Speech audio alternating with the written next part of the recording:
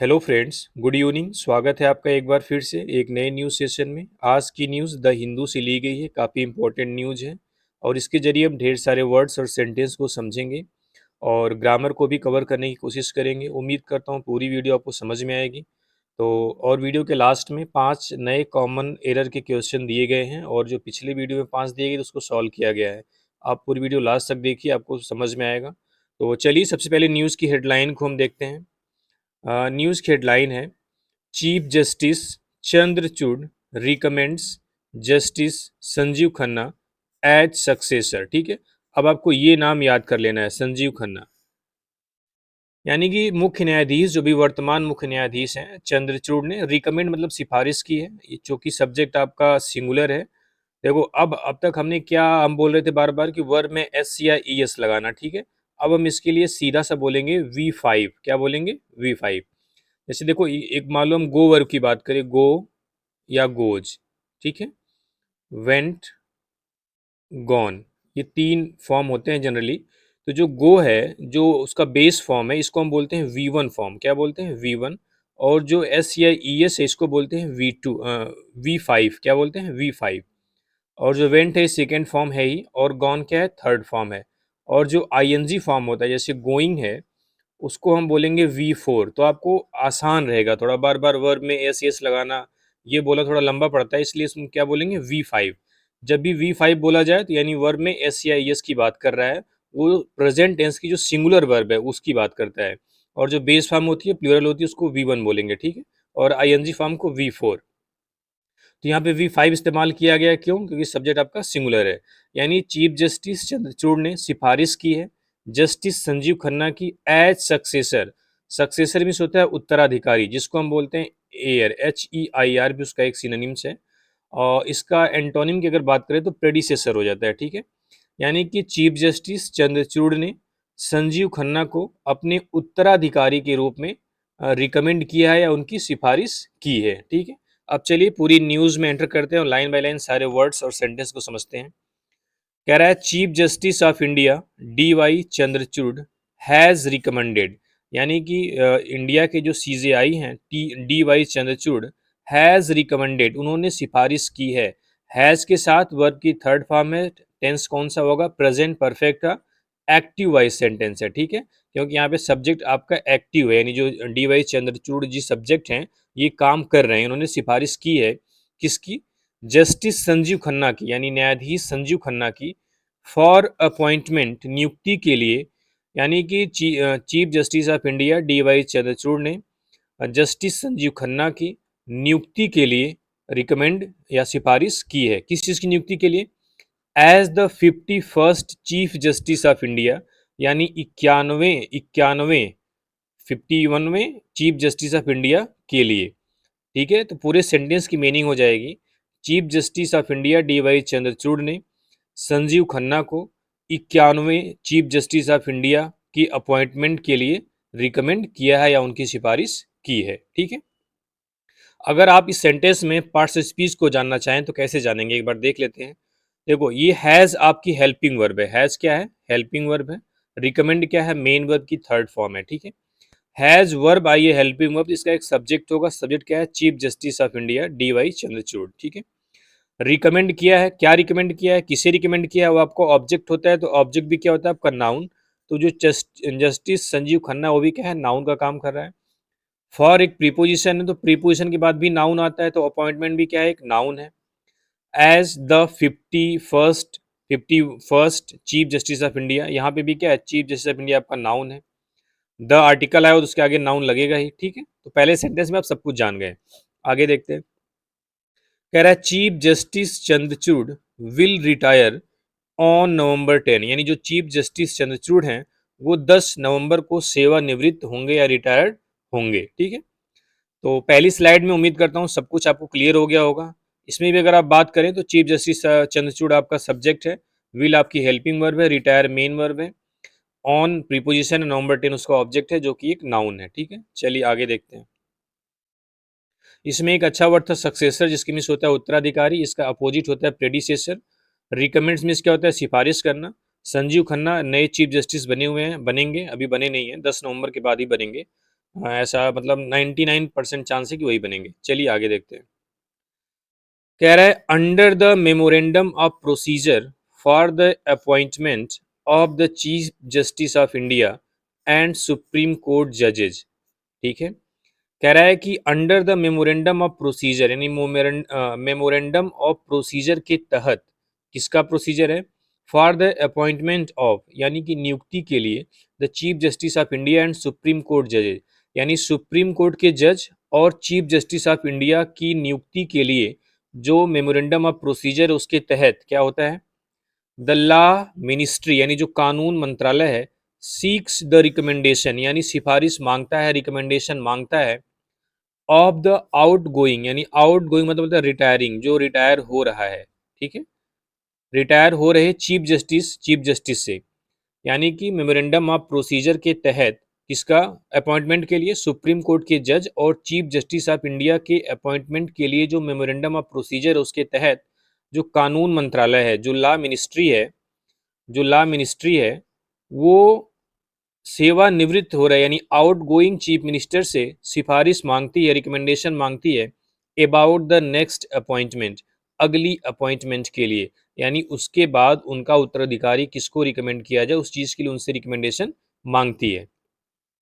कह रहा है the letter from the government यानी सरकार से ये जो पत्र मिलता है चीफ जस्टिस ऑफ इंडिया को, जो जाने वाले हैं, जो रिटायर होने वाले हैं, kick starts the appointment process यानी वो स्टार्ट कर देता है अपॉइंटमेंट प्रोसेस, नियुक्ति प्रक्रिया को, for the next chief justice of India, अगले चीफ जस्टिस ऑफ इंडिया के लिए। कह रहा है ये जो पत्र दिया जाता है चीफ जस्टिस ऑफ इंडिया को रिकमेंडेशन मांगने के लिए, यही जो लेटर है गवर्नमेंट ऑफ इंडिया से, ये किक स्टार्ट मतलब स्टार्ट कर देता है the appointment process for the next CJI यानी अगले चीफ जस्टिस ऑफ इंडिया की जो अपॉइंटमेंट प्रोसेस को शुरू कर देता है इसी लेटर के साथ ही।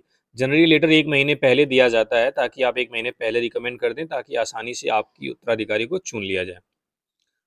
आगे देखते हैं। कह रहा है justice Khanna is the next in line यानी जस्टिस खन्ना है लाइन में अगले नंबर पे ही थे, इन अकॉर्डेंस विथ यानी के अनुसार, द सीनियरिटी नॉर्म्स यानी जो सीनियरिटी नॉर्म्स है, नॉर्म मतलब जो स्टैंडर्ड है, जो रूल है उसके हिसाब से। कह रहा है नियमों के हिसाब से, जो वरिष्ठता का जो मापदंड है उसके हिसाब से जस्टिस खन्ना लाइन में ही थे यानी अगला नंबर उन्हीं का था। उनके बारे में बता रहा है he enrolled as an advocate with the bar council of Delhi in 1983। He enrolled उन्होंने इनरोल किया था एज एन एडवोकेट, एक एडवोकेट के रूप में, with the bar council of Delhi in 1983, 1983 में बार काउंसिल ऑफ दिल्ली में एडवोकेट के रूप में उन्होंने खुद को इनरोल किया था। आगे देखते हैं। अब उनके बारे में बता रहा हूँ उन्होंने क्या क्या किया है। थोड़ा इसमें आपको लॉ के टर्म मिलेंगे तो थोड़ा समझना आपको उतना आसान नहीं होगा जितनी सारी चीज़ें समझ में आ जाती हैं, लेकिन है तो इसके ऊपर देख लेते हैं। कह रहा है ही इनिशियली प्रैक्टिस्ड यानी उन्होंने शुरुआत में प्रैक्टिस किया। देखो प्रैक्टिस से एग्जाम में भी क्वेश्चन आते हैं। प्रैक्टिस के दो स्पेलिंग होती है, ये एसएससी वालों के लिए बता रहा हूँ खास करके। ये जो सी वाला है ना ये आपका नाउन होता है, क्या होता है? नाउन होता है। और जो एस वाला है वो आपका क्या होती है? वर्ब होती है। तो यहाँ पे वर्ब में ही ईडी लगता है ना, वर्ब की सेकेंड फॉर्म बनाते हैं ना, तो यहाँ पे एस ठीक है। ही इनिशियली यानी वो शुरुआत में प्रैक्टिस किए थे इन द डिस्ट्रिक्ट कोर्ट्स यानी जिला न्यायालय में, एंड और लेटर मतलब बाद में, इन the high court of Delhi, Delhi के हाई कोर्ट में, इन वेरियस फील्ड अलग अलग क्षेत्रों में, ऑफ लॉ कानून के। यानी कह रहा है शुरुआत में वो दिल्ली के वो डिस्ट्रिक्ट कोर्ट में प्रैक्टिस किए और बाद में दिल्ली के हाई कोर्ट में अलग अलग फील्ड्स में उन्होंने काम किया। अब उसमें बता रहा है कौन कौन फील्ड शामिल है, इंक्लूडिंग यानी जो वेरियस फील्ड्स है, जो अलग अलग फील्ड्स है उसमें कौन कौन सी फील्ड शामिल है। कॉन्स्टिट्यूशनल लॉ यानी संवैधानिक कानूनों पर उन्होंने काम किया। डायरेक्ट टैक्सेशन यानी जो प्रत्यक्ष कराधान होता है उस पर। आर्बिट्रेशन मध्यस्थता। Commercial law, company law, land law, environmental law and medical negligence, इन तमाम कानूनों पर उन्होंने हाई कोर्ट में काम किया था या प्रैक्टिस की थी। ठीक है, तो यहाँ से फिर से देख लेते हैं। कह रहा है वह शुरुआत में डिस्ट्रिक्ट कोर्ट्स में प्रैक्टिस की और बाद में दिल्ली के हाई कोर्ट में वेरियस मतलब अलग अलग जो कानून के फील्ड्स हैं, जो कानून के सेक्टर हैं, जो क्षेत्र हैं उसमें उन्होंने काम किया। ये इंक्लूडिंग के बाद यहाँ से तमाम क्षेत्र बताया हुआ है जिसमें constitutional law, direct taxation, arbitration, commercial law, company law, land law and environmental law and medical negligence, ये सारे कानूनों पर उन्होंने प्रैक्टिस की थी। कह रहा है justice Khanna was a senior standing counsel for the income tax department. कह रहा है जस्टिस खन्ना एक वरिष्ठ स्टैंडिंग काउंसिल में अस्थाई वकील थे for the income tax department, यानी इनकम टैक्स डिपार्टमेंट में। ही हैड फंक्शनड, उन्होंने काम किया था as a standing counsel for the national capital territory of Delhi, यानी उन्होंने जो national capital territory of Delhi है उसमें भी अस्थाई वकील के रूप में काम किया था। एंड अपीयर्ड, और अपीयर हुए थे as an additional public prosecutor, एक एडिशनल पब्लिक प्रोसिक्यूटर के रूप में। And amicus curiae in the high court, और दिल्ली के हाई कोर्ट में एमिकस क्यूरी के रूप में भी। एमिकस क्यूरी भी एक लॉ का टर्म है जिसका मतलब होता है फ्रेंड ऑफ कोर्ट। ठीक है, ये सारे वर्ड को समझ पाना इतना आसान नहीं है कि आप ऐसे किसी वीडियो में समझ जाओ। ठीक है, इसके लिए आपको किसी लॉ के एक्सपर्ट से मिलना होगा। ठीक है, जो आपको पूरी डिटेल बताएगा। तो आप समझ सकते हो कि उन्होंने दिल्ली के जो national capital territory of Delhi है वहाँ पे भी अस्थाई वकील के रूप में काम किया, और बाद में एडिशनल पब्लिक प्रोसिक्यूटर और दिल्ली हाई कोर्ट में ही एमिकस क्यूरी के रूप में भी काम किया। आगे देखते हैं। कह रहा है ही वॉज एलिवेटेड, एलिवेटेड मतलब होता है प्रोमोटेड, आप बोल सकते हो। ठीक है, आसान वर्ड में। ही वॉज एलिवेटेड, उनको प्रमोट किया गया, सेंटेंस पैसिव वॉइस में है। एज एन एडिशनल जज of the Delhi high court in 2005, यानी 2005 में उन्हें दिल्ली हाई कोर्ट में एडिशनल जज के रूप में प्रमोट किया गया। एंड और मेड अ परमानेंट जज इन 2006, और 2006 में उनको परमानेंट यानी अस्थाई जज वहां पे बना दिया गया। ही वाज अपॉइंटेड, यानी उनको नियुक्त किया गया था अ जज ऑफ द सुप्रीम कोर्ट इन 2019, यानी 2019 में सुप्रीम कोर्ट के जज के रूप में। जस्टिस खन्ना, यानी कि 2019 में उनको सुप्रीम कोर्ट में जज के रूप में अपॉइंट किया गया।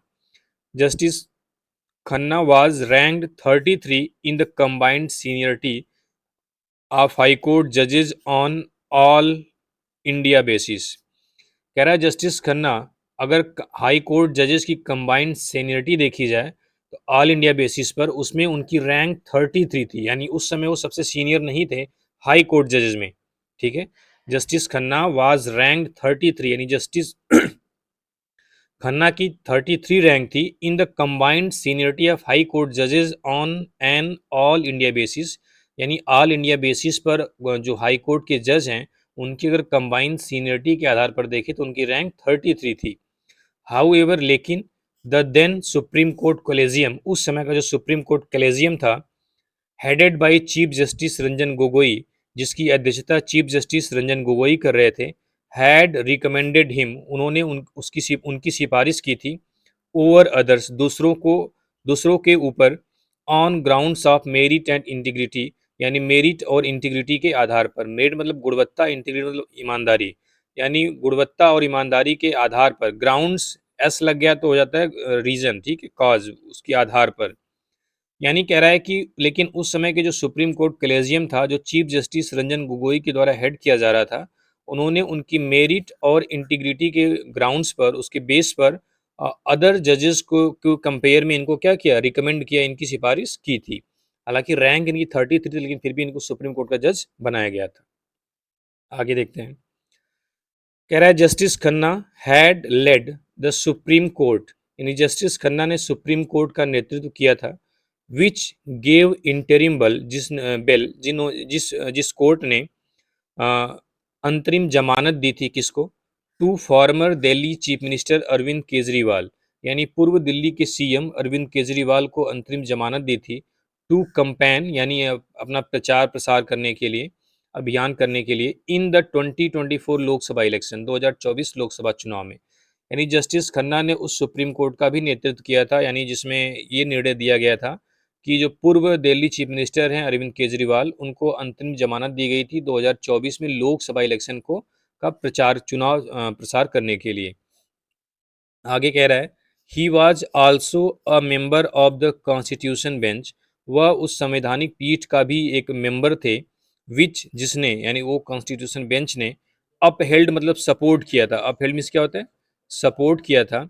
द एब्रोगेशन ऑफ आर्टिकल 370, यानी आर्टिकल 370 के कैंसिलेशन को ऑफ द कॉन्स्टिट्यूशन, संविधान के, इन जम्मू एंड कश्मीर में।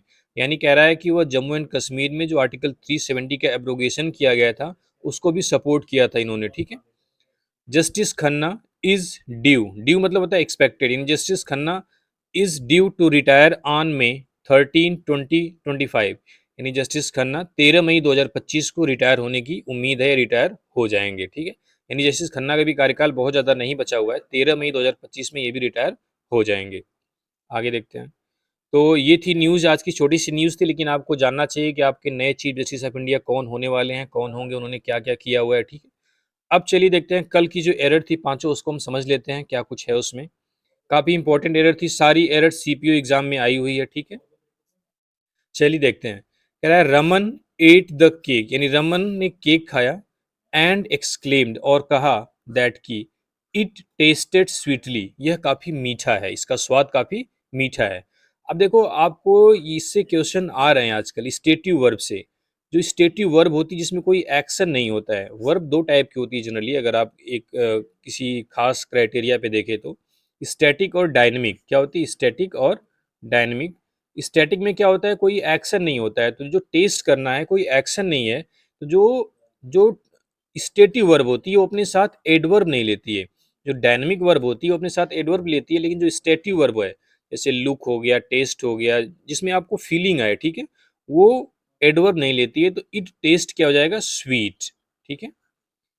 जैसे सी लुक्स ब्यूटीफुली नहीं होगा, सी लुक्स ब्यूटीफुल, ठीक है, क्योंकि ये भी क्या स्टेटिव वर्ब है। यानी स्टेटिव वर्ब अपने साथ एडवर्ब नहीं लेती है, क्या लेती है? एडजेक्टिव। हमें स्वीटली जो एडवर्ब दिया हो उसको हमें क्या करना होगा? एडजेक्टिव स्वीट करना होगा, ठीक है। तो पहला समझ में आ गया होगा, चलिए दूसरा देखते हैं। कह रहा है Rani was extremely upset with her results this year, यानी रानी क्या है? अपसेट है विथ हर रिजल्ट्स, अपने रिजल्ट से, दिस ईयर, इस साल, यानी इस साल के रिजल्ट से रानी बहुत ज़्यादा अपसेट है। तो रानी आपका नाउन है आपका, ठीक है। वाज वर्ब है, एक्सट्रीमली अपसेट, अपसेट आपका एडजेक्टिव है। अपसेट क्या है? एडजेक्टिव। अपसेट वर्ब भी होता है, अपसेट एडजेक्टिव भी होता है, यानी चिंतित भी होता है। अपसेट मतलब यहाँ पे वरिड से मतलब है, ठीक है, चिंतित, परेशान। तो ये आपका एडजेक्टिव है।